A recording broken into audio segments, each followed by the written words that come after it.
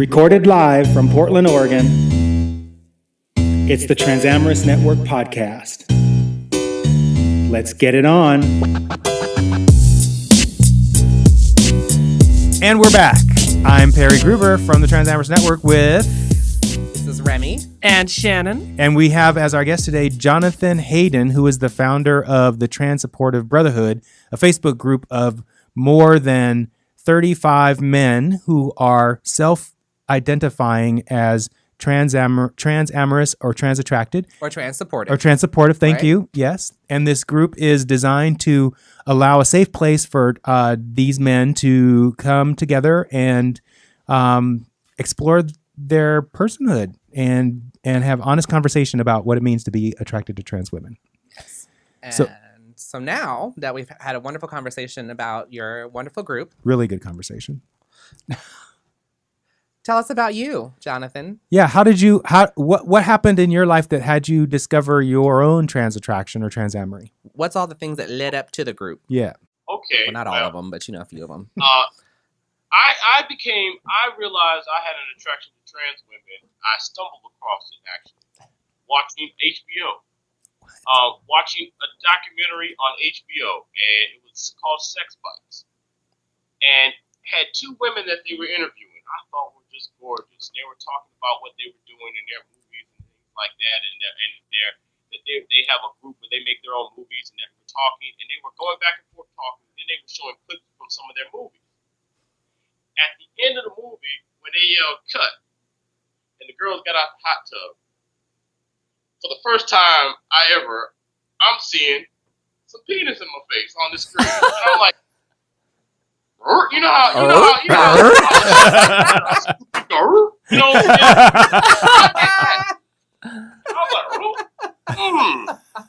Well, all right. I'm like, what did I just saw? And I'm like, okay, what did I just saw? But the thing is, I was actually aroused and I was interested at the same time. So afterwards, I really listened more when they started to talk. When they said they were transgender and transsexual. I was like, oh, okay. And I started to learn. I started to listen more to what they had to say.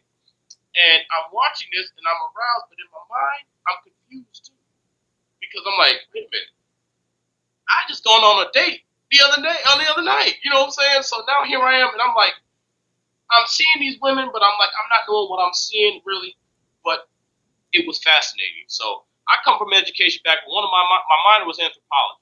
So studying people and learning about what I've seen and what I like is and understanding what I like is something that I'm into. So I started to learn more. I started to understand and study more. And of course, like many of us brothers, it was started off in a sexual base. So describe. Like many of us kind of start off as chasers a little bit, because that's all we know. That's where we're approached at, because it's not a place you can just say, hey, are you a trans woman? And just go around and just ask, hey, are you trans? Are you trans? Can I talk to you? You can't. So I started to learn and I started to come to grips, but I also at the same time, I had a bit of shame because I'm like, it doesn't mean I'm gay. It doesn't mean I'm gay. What am I seeing? Because I was so aroused. But at the same time, it seemed wrong, but it seemed so right. Mm-hmm. And throughout the years, and this was back in years ago, this was back before DVD, and all that other stuff, and before you could go back and look up stuff, look online and all that other stuff. So I didn't have everything to look to understand. I didn't know who I could talk to, who I could to really learn to figure out what it is that I'm attracted to, what it is that's turned me on, what it is that's going. But over the years, as I started to learn and meet and talk to other trans women, that's when I realized that it was not just a sexual thing. That I realized that there was a comfortability, there was something else. I'm learning something more, and I gained a newfound respect also, because I recognized and realized that, and when I realized that these are women here are strong women because of what they're fighting and what they're understanding for, I started to understand that more through dating and through becoming more comfortable with myself. And through my failures in relationships and talking with people and getting to know, So I learned through friends about the words you should and you should not use, because you see she-male, that is, that's just like saying nigga, and things like that, He and done learning said that word. Ain't never wrong. I said it before. and learning these things and learning who I am, learning about the women that I'm attracted to, and learning that and realizing that there's nothing really wrong with me. For a long time, and I was scared. We were as men, we were very scared to come out to really stand up for things like this because we don't want to be seen as weak and gay, whatever other term people want to use, bitches, whatever they want to call us. But more as I've gotten older and realized who I am, I'm almost 40 years old now. I realize that I can live my truth and be comfortable and God. So it's a long transition. I have my own transition basically.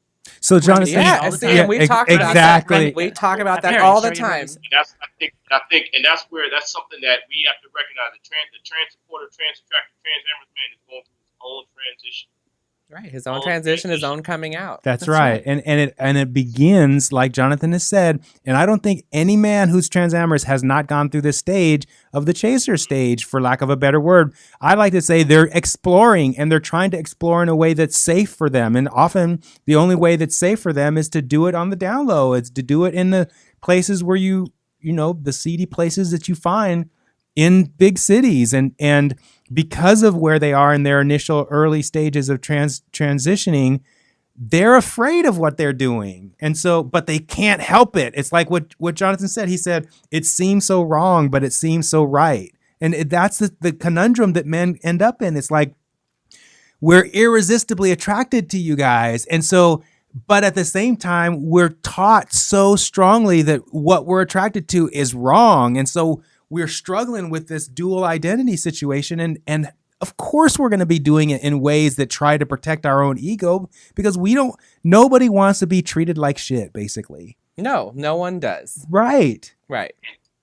And as an African American, as a black man, I'm having a dual, quadruple identity things. As a black man, as a trans attracted man, and everything else, as an educated man, trying to find myself, trying to be, not people thinking I'm a sellout because I'm trying to do better. I'm trying to do all type of things. Right. So that identity, trying to discover who I am as an African American, is very interesting with this role, because we have to, in our community, in our community, a lot of times it's frowned upon. Mm-hmm. We're dealing with this now in the church, and we case in point with Kim Burrell from all of that.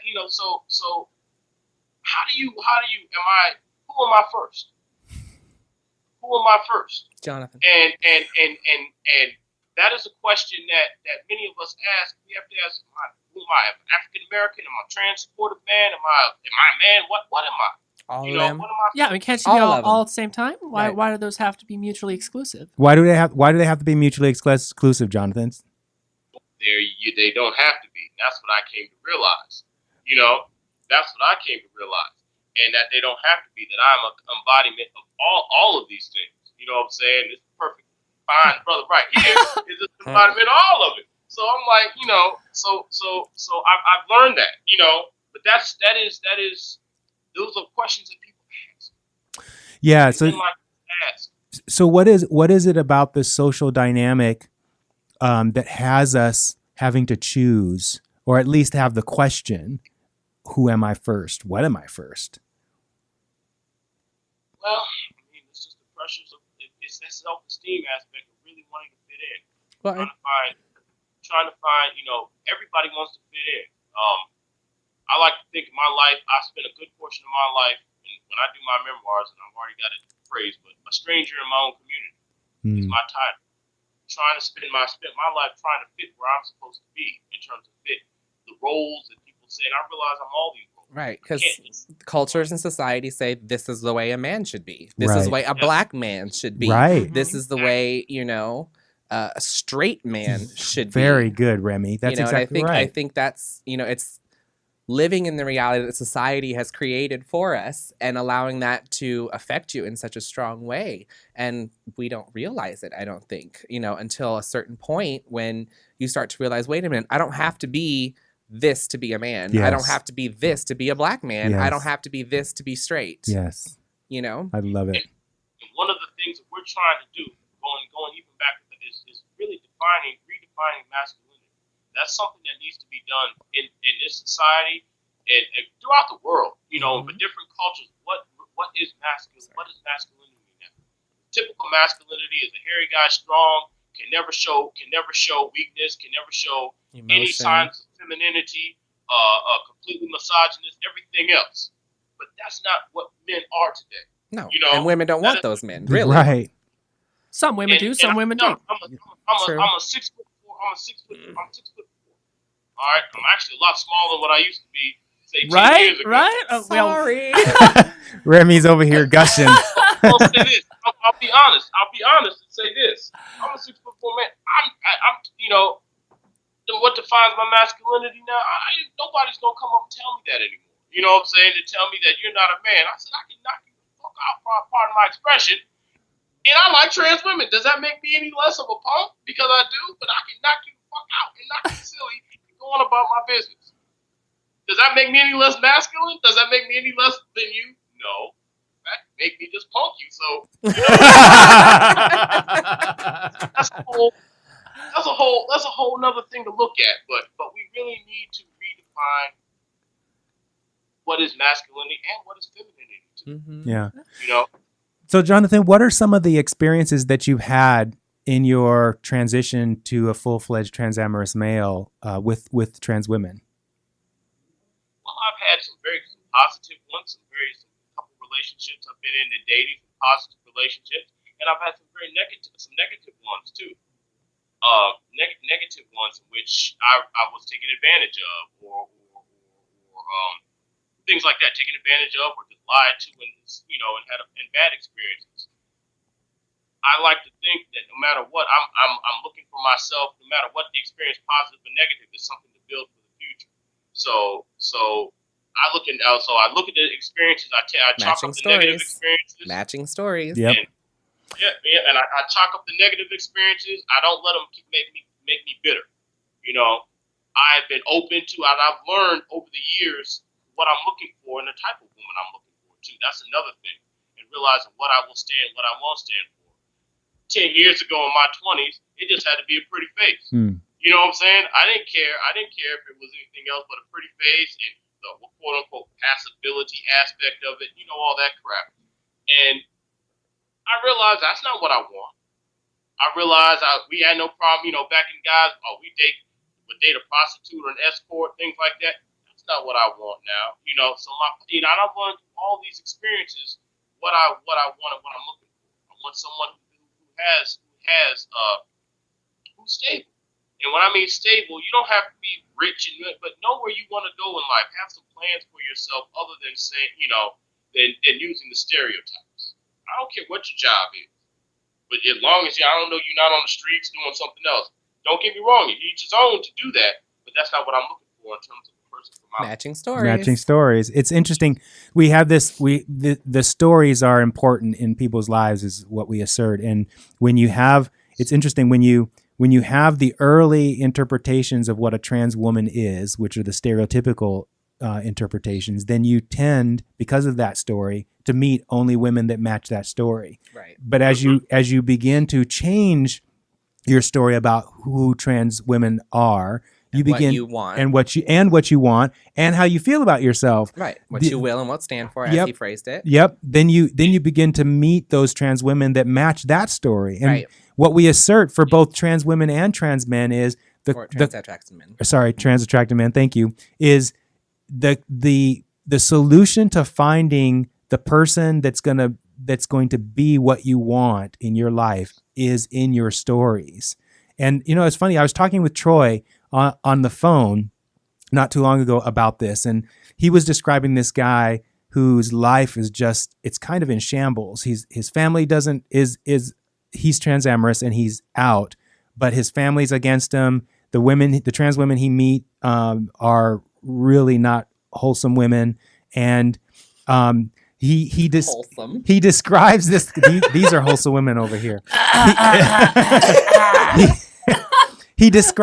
Troy was describing this guy as not yet owning his own trans attraction or his transamory. And I told Troy, I said, the reason why he's having all this drama in his life is because his stories do not include self-acceptance. Right. And the moment, and Troy got that because Troy's experience was this, and we're going to have Troy on next month, Jonathan. But Troy got this because his own life reflected that. Before he came out to himself and was honest about who he was with his transamory, his life was in all kinds of drama. He was on the down low. His wife knew that he was doing something behind her back, but she didn't know what.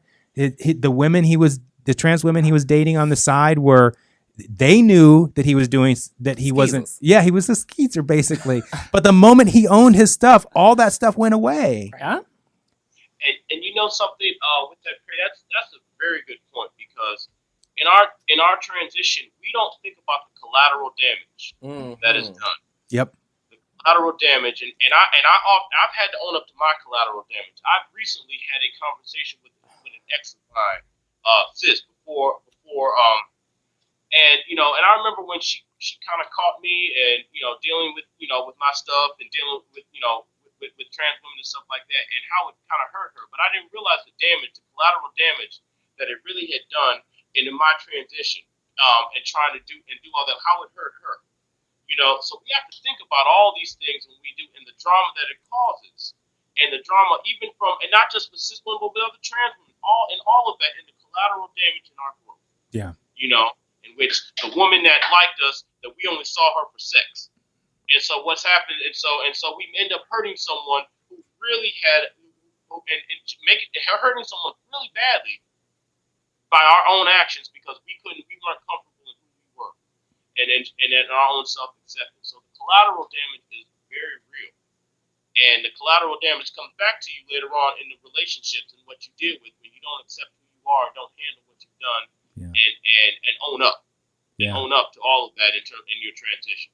Yeah. One of the things Troy and I talk about this a lot. We talk about we've talked about the wrongs we've done in our process. That's something that in our group we have to recognize. You have to recognize the things you've done in the past to be where you are. And with that, even in the mistakes and the type of women that you pick for yourself, you have to own up to that too. Yeah. It's interesting because in the dynamic, so we have these parallel tracks, right? We talk about this a lot. We have the trans woman who's going through her transition, and the trans amorous man who's going through his transition from trans attracted to trans amorous to trans supportive or what have you. And there's collateral damage happening. It's almost like the colonial ships having battle and shooting cannons at each other across, and collateral damage is going both directions as these two people are going along this path. And no single party, like the men aren't to blame fully, the trans women aren't to blame fully, because both are going through transitions and they're both just trying to do their best with this struggle. Well, here's the thing about blame. You got to take your 100%. Each party has to take 100% of their own responsibility. There's no 80% your fault, 20% my fault. There's two 100%. Right on. Mm-hmm. That's your story. You're telling it 100% to yourself, and same for the other person. Yeah. And so I think there's a lot of opportunity to come together around this idea of collateral damage. Like because part of the reason why men, I think, earn the title chaser is because of the collateral damage that they create.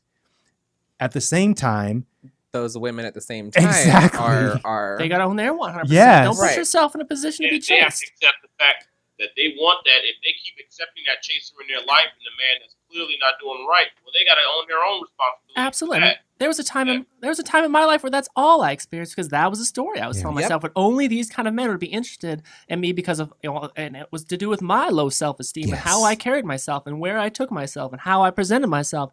And then when I changed my story, those people poof, disappeared. Mm-hmm. Yep. That's right. Yep. That's right. Very, very interesting. Well, Jonathan, thank you so much for being on the show today. It was a pleasure having you. Yeah, Jonathan, you are a rock star, by the way. It's been Seriously. a great conversation. Seriously. Thank you. Thank you. Hey, anytime you want to have me come back on, hey. I think I got so many questions right now that we didn't get to today. Remy's making a face over Remy there. really is having a Don't good mind time. your business.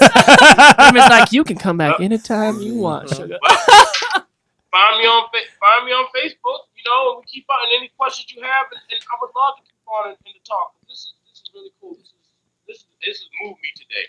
Right on. Thank you. That's what we hope. That's what we hope to do, is move people, right? And to those trans women out there watching this show, they are out there. There are men that are honest, genuine, and can accept themselves. Therefore, they can accept you and can love you the way that you want to be loved. Absolutely. So, and they're not unicorns. No, they're not unicorns. There's they're a not. lot of them out there. And the only thing keeping you from finding those men are the stories you're telling yourself. And to those guys out there, as Jonathan said, own up, step up. It's time. It's time. And there's so much value to get from doing it. Thank All right. you. See you next week, everybody. Jonathan.